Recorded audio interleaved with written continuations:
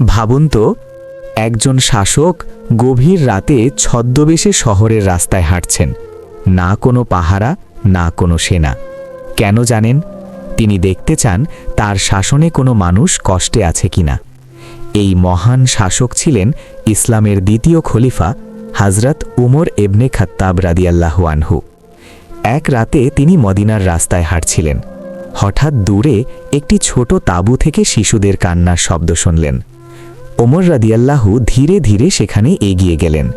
তিনি দেখলেন একজন মা আগুনের ওপর একটি হাঁড়ি বসিয়ে নাড়ছেন, আর তার চারপাশে কয়েকটি ছোট শিশু ক্ষুধায় কাঁদছে। ওমর রাদিয়াল্লাহু জিজ্ঞেস করলেন, বোন, বাচ্চারা কেন কাঁদছে? মহিলা কষ্টের সাথে বললেন, আমাদের ঘরে কোনো খাবার নেই।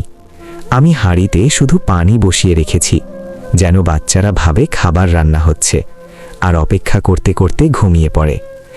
এই কথা শুনে ওমর রাদিয়াল্লাহুর হৃদয় কেঁপে উঠল। তিনি দ্রুত বাইতুল মালের দিকে গেলেন। নিজ হাতে একটি আটা ভরা বস্তা কাঁধে তুলে নিলেন। তার সঙ্গী বললেন, আমিরুল মোমিনিন, বস্তাটা আমি বহন করি। ওমর রাদিয়াল্লাহু বললেন, কিয়ামতের দিন কি তুমি আমার বোঝা বহন করবে? তারপর তিনি নিজেই খাবার নিয়ে সেই তাঁবুতে ফিরে এলেন।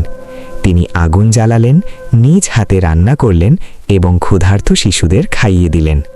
শিশুরা যখন পেট ভরে খেতে লাগল, তাদের মুখে হাসি ফুটে উঠল।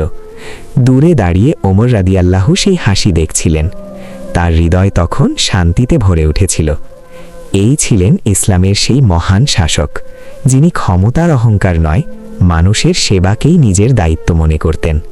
এটাই আমাদের জন্য বড় শিক্ষা।